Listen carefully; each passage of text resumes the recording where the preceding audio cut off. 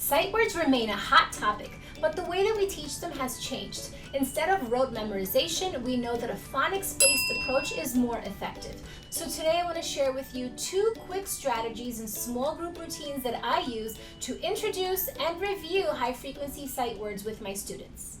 Now, first things first, what is a sight word? A sight word can really be any word. It's a word that your student can read automatically without having to stop and sound it out.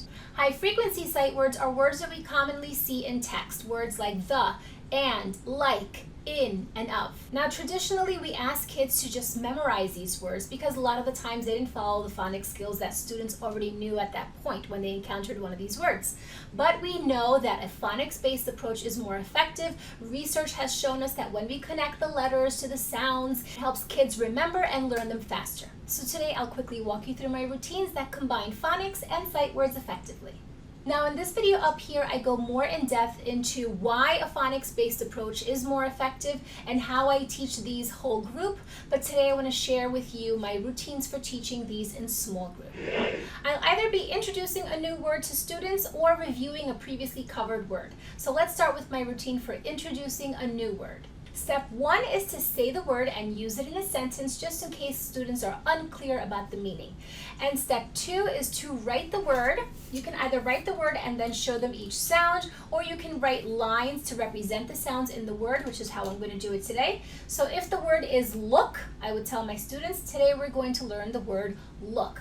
And here it is in a sentence. Look out the window. I can look up at the sky.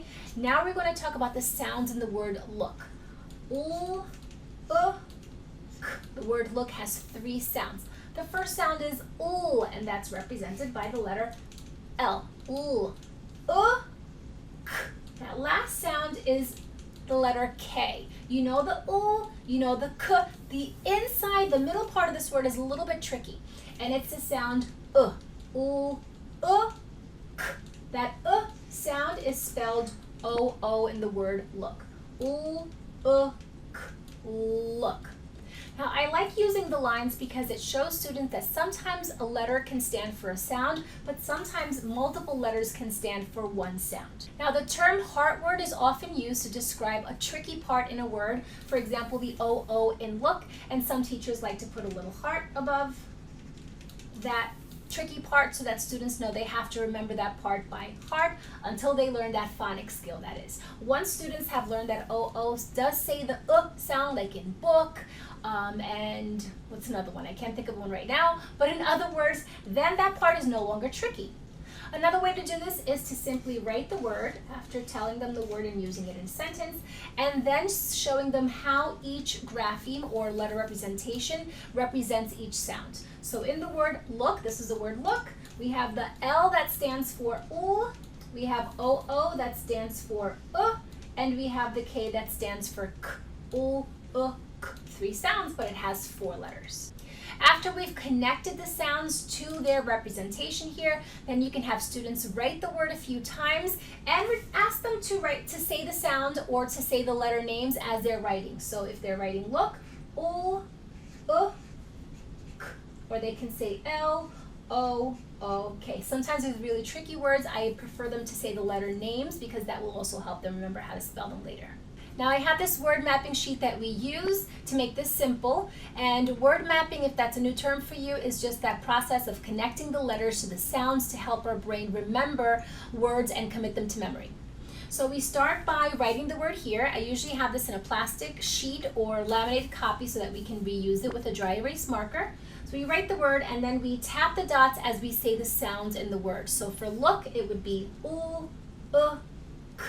Then we're going to write the sounds in the boxes. And one sound goes in each box. So just to show you, we have the word look up here. And that would be L. The next box will have O because it represents one sound. And then the K for K. Then the students would write it a few times. I also have a different version of this where the students write a sentence using the word. To sum it up, here are my 3 steps to introduce a new word. First, I say the word and use it in a sentence. Then I connect the letters to the sounds that they make. And then finally, the students practice it a few times and we add it to our deck of cards. Now that the students have learned that new word, I can add that word card into our card deck for that group. And at the start of each session, I like to start with a quick review. So I will flash some sound cards and I will flash some word cards, including our high frequency sight words. And I will keep the cards, all the word cards in that deck for that group until every student in that group has mastered that word. So what I usually do is I tell them to wait until I put my hand down. When I put my hand down, that's when they can call out the word that I show. If I notice that any student is not saying the word right away, I know that they probably aren't confident, so I'll keep that word card in there until all the students have mastered the words. And we review these words often because the more kids see these words, the more they read them, the more they'll remember them when they encounter them in other texts. So another way that we review the words is we will just write them again. We map them, color code them by sound. And I like to practice them in context as well, because it's not only important for students to be able to recognize these words in isolation, but also recognize them when they're reading text. So one tool that I love to use are the Sight Word Fluency flashcards, and these are great for having them continue the practice independently. So I have these in groups of 25, and the students have the focus sight word up here. Then they have a word bank of previously covered sight words along with that one. So they quickly read these to practice, to spiral review those words. And then this focus word is in a short story, in a few sentences, so that they're getting lots of practice with it.